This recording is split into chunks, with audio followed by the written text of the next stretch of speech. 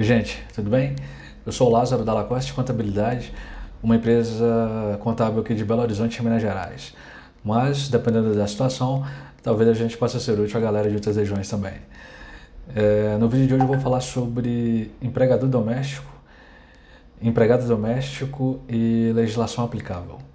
Ok? Bora!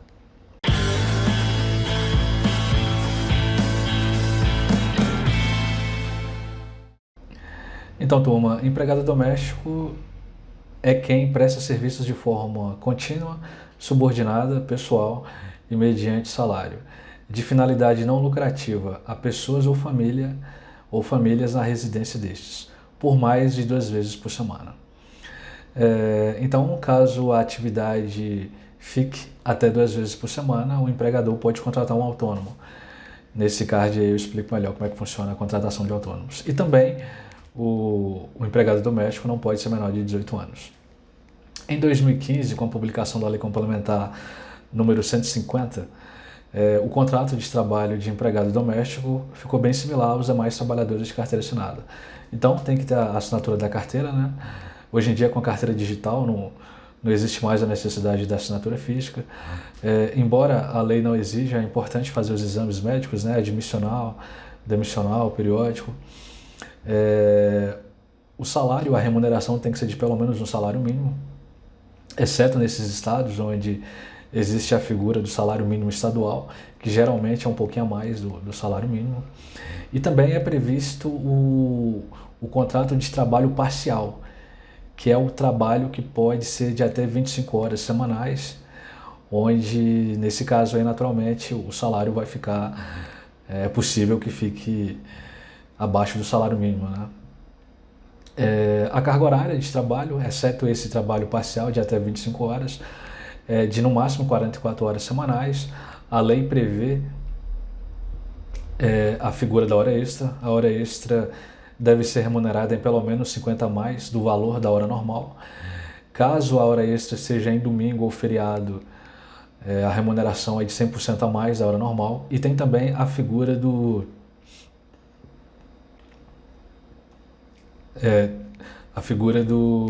da hora em viagem, né? Que é quando o empregado acompanha o empregador e o valor dessa hora tem que ser de pelo menos 25% a mais.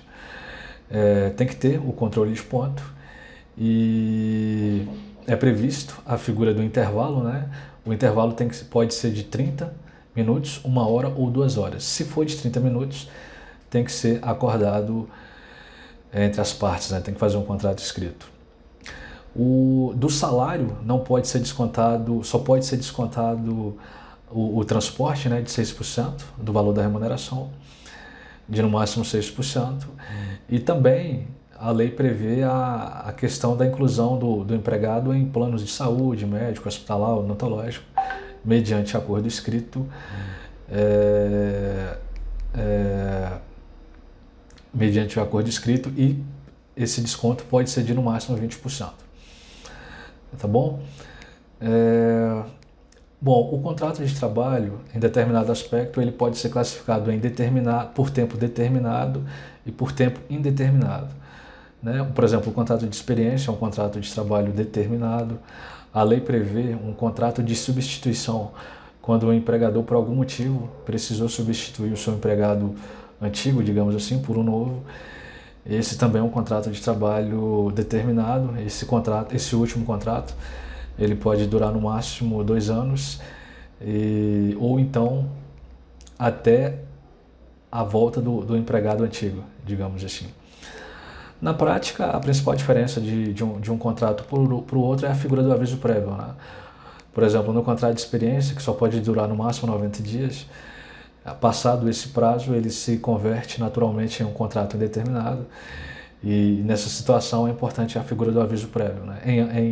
Em ambas as partes. Tanto o empregador ou o empregado tem que avisar previamente, né? Se isso não for feito, é devido mesmo assim às verbas trabalhistas, digamos assim. Uma vez a carteira assinada, o empregado passa a ter direito a todos os benefícios previstos na lei, né? Férias, 13º, o FGTS, né, de 8%, No caso das mulheres, é previsto o salário maternidade, né, de 120 dias. Aposentadoria, naturalmente. Tá bom? Então, com a publicação dessa lei, ficou bem similar os direitos de... Equalizou, né? O empregador doméstico está bem semelhante. A única diferença, que a gente vai falar um pouquinho agora, são os encargos, né? Eu estou com a colinha aqui, eu vou começar a olhar para baixo. Além do salário, férias, SCC, etc., o empregador ele vai ter que pagar da remuneração mensal 8% a título de previdência, né, INSS. Ele vai ter que pagar mais 0,8% de contribuição social para financiamento do seguro contra acidentes de trabalho e também o FGTS, né, de 8%. E também, isso não é uma despesa do empregador, mas ele vai ser o responsável pelo recolhimento para o governo do INSS, do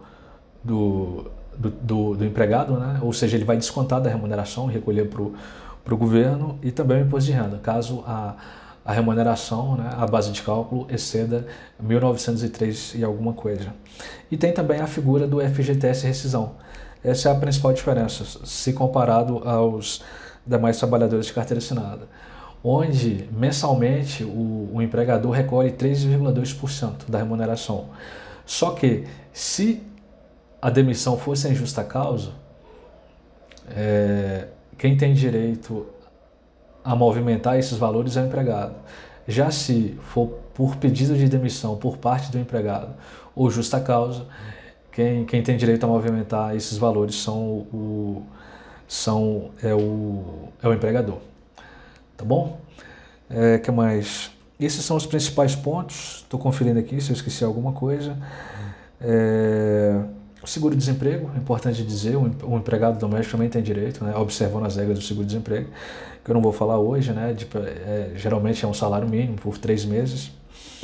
E tudo isso que a gente falou é feito via um ambiente online do governo chamado E-Social. Inclusive, os impostos eles são devidos até dia 7 do mês seguinte, tá bom?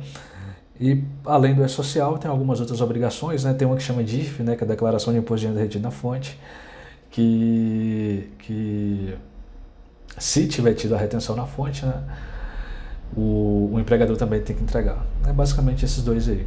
Não é obrigado, o empregador não é obrigado a ter contabilidade, né? Obrigado no sentido legal da palavra, portanto, ele mesmo pode fazer, mas se também ele pode contratar qualquer contador, a maioria dos contadores faz esse tipo de serviço. Online deve ter essas plataformas online também que fazem esse tipo de serviço. Aí o empregador que decide, né? Não é obrigado. Beleza? O que mais? Uma dúvida que vocês possam ter, Lázaro, eu sou empregador, eu posso abater isso da minha declaração de imposto de renda? Não, não pode. Até uma época aí podia abater o INSS, mas não mais. Então você não consegue fazê-lo. Beleza, galera? O que mais? Estou conferindo aqui. Bom, o intuito do vídeo foi passar os principais pontos da lei, né? Que acho que eu falei tudo. O que eu acho mais importante, relevante. Beleza? Bom, galera, é isso o vídeo de hoje. Eu vou ficando por aqui. Quem tiver chegado até aqui, aquele like, se inscreve no canal e precisando também. Tá bom? Até a próxima. Fui.